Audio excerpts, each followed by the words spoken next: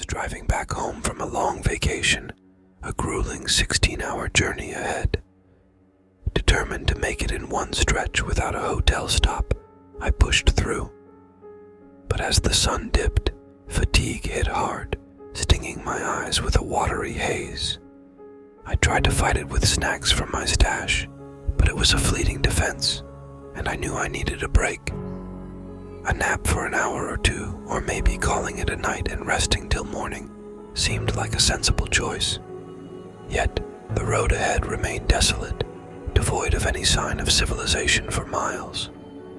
Zooming out on the map, I sought any nearby place to halt, but the closest town was an hour away.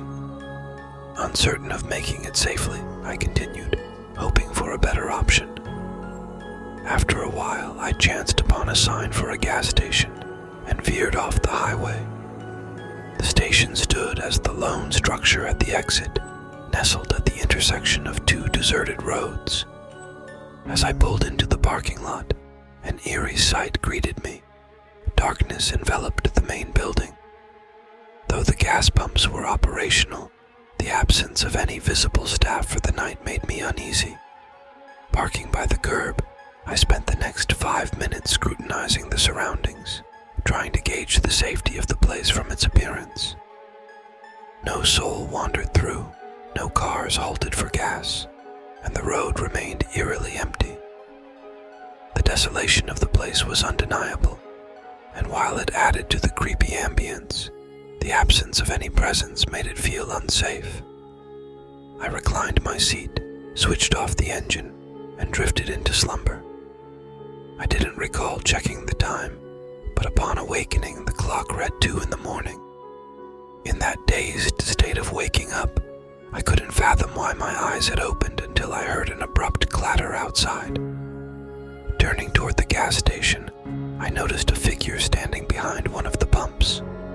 He was engrossed in some activity, obstructed from my view by the pump itself. What struck me as odd was the absence of his car anywhere nearby, not in the parking lot nor stationed at the pumps. He appeared to be alone. I scanned the vicinity once more, confirming there were no nearby establishments for miles around.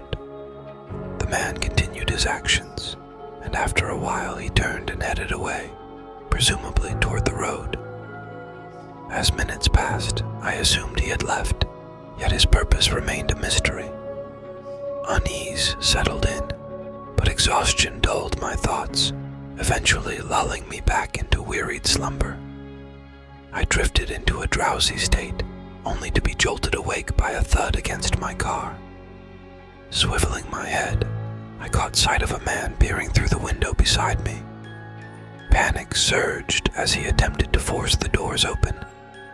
Uncertain of his awareness of my presence, the situation appeared grim. He gazed through the window, seemingly oblivious to my presence inside. Yet, his intent seemed malicious. I remained composed, trying not to provoke further action. Suddenly, he pivoted and strode toward the gas station's side. As he stooped, retrieving something, I swiftly shifted into reverse. As I pulled away, the man brandished what looked like a metal pipe, his gaze fixated on me. My heart raced, catapulting me into full wakefulness, an unnerving chill settling in. I pondered the man's intentions, grateful to have escaped the situation. His familiarity with the gas station hinted at a dark history, and the encounter hinted at a potentially perilous outcome. It felt like a close call, his actions on the verge of breaching my safety. The uncertainty of what might have followed left me shaken to the core.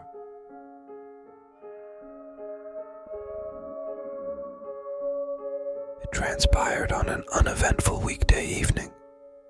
I found myself alone at home, sipping coffee and burning the midnight oil in my room to meet a looming deadline. The rain pelted against the windows, and the howling wind underscored the solitude of the night. Amidst my focused yet slightly fatigued state at the desk, I was startled by a distinct knock emanating from downstairs. Glancing toward the door of my room where the sound echoed from, I reasoned it away, attributing it to the house settling due to the inclement weather outside. Resuming my work, I was interrupted once more by another knock after a brief pause. Curiosity tugged at me, and I descended to the foot of the stairs.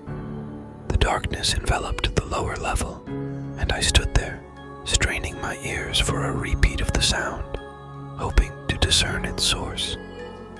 Despite my weariness, I chalked it up to the house's usual symphony in response to the rain.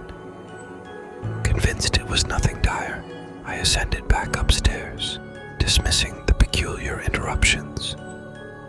However, as I resumed my work, the clock inching closer to 1 a.m., the tranquility was ruptured by yet another knock, echoing through the house, disturbing the night silence. The noise reverberated louder, originating downstairs. Alarmed, I hurried toward the stairs, my concern escalating.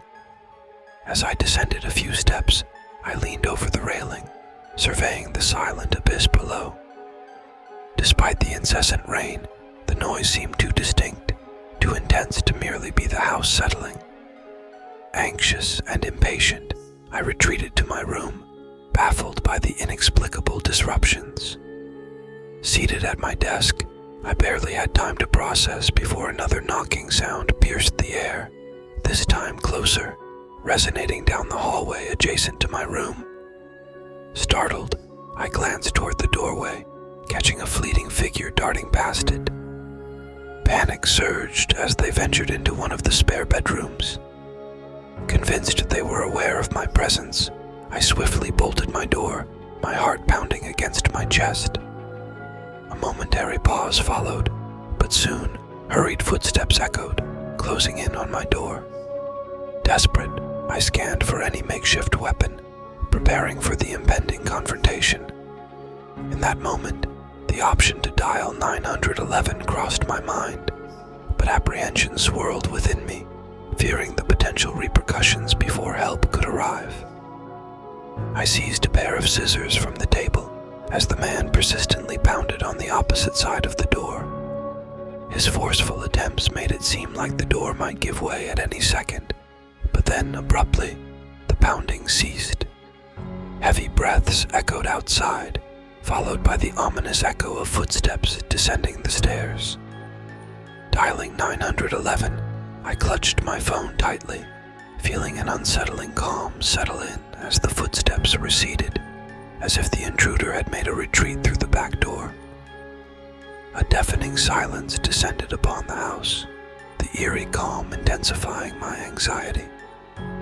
The arrival of the police was swift, mere minutes after my distress call. Yet, as they rushed in, the sound of hurried footsteps fleeing the scene amplified my terror. I realized then that the closing of the door might have been a ruse, a ploy to deceive me into assuming the intruder had fled. Despite the police's immediate response, the intruder eluded capture. The unanswered questions lingered, haunting me relentlessly. The uncertainty of his intentions lingered, leaving me on edge, unsure if he might return, lurking in the shadows, or biding his time for another break-in opportunity. Investigators suspected the intrusion might have occurred earlier, possibly when I was away, adding another layer of unsettling mystery to the ordeal. It's likely he waited for me to doze off before carrying out his intentions. However, if he'd been lurking for hours, I doubt his motives were solely limited to petty theft.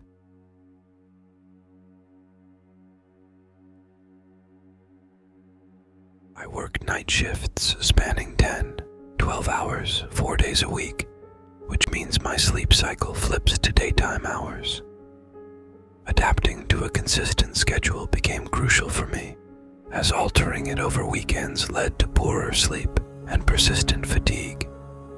Hence, I stuck to the same pattern every day, dozing off around noon and waking up at 8 p.m. Initially challenging but imperative for work, I eventually adjusted after a few months. On one particular day off a few months back, I rose at 9 p.m., had my breakfast, tackled some household chores, and ventured out for a run just before midnight. It was a fairly standard routine for my weekends. While I indulged in some leisurely days, I mostly aimed to start my day with a run during the initial hours. I live adjacent to a forest preserve and follow the same route each time, a large loop inside the preserve. I go around it until I've had my fill. On this particular day, after completing 2 full loops, a man emerged on the path. Initially distant, he seemed to be strolling.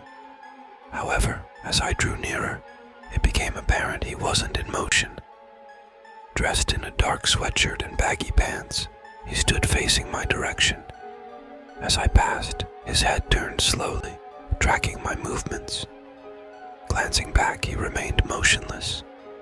It felt eerie, so I lingered for a few moments, but when I glanced again, he had vanished. I wondered if he'd taken a shortcut through the woods, but the exit was in the opposite direction, and he hadn't passed me on the path. His strange appearance and disappearance unnerved me, prompting me to cut my run short and head home. Exiting the woods, I sprinted down the street to my house. Once indoors, I grabbed some water and settled at the table, only to be jolted by a noise outside my front door. It was nearly 1 a.m. There shouldn't have been anyone in my house. I approached the door and peered through the peephole. There he stood, the same man from the forest preserve, cloaked in a dark hoodie. My stomach tightened as I watched him loiter without making a sound. He didn't knock or ring the doorbell, just stood there, glancing around. The realization that he might have followed me home sent shivers down my spine. Quietly, I retreated to the kitchen and dialed 911, expressing my concern about a possible stalker outside my house. After the call, I returned to the door, but the man remained rooted in place, not budging even as the police car arrived and parked nearby. He acted as if there was no cause for concern and offered no explanation for being in my house or trailing me. Equally unsettling, the authorities couldn't arrest him as he hadn't committed any offense. His unsettling behavior raised red flags, but it didn't suffice as grounds for action. I couldn't fathom why this individual was following me and lurking outside my home, but considering his demeanor, I couldn't dismiss the possibility of malicious intent.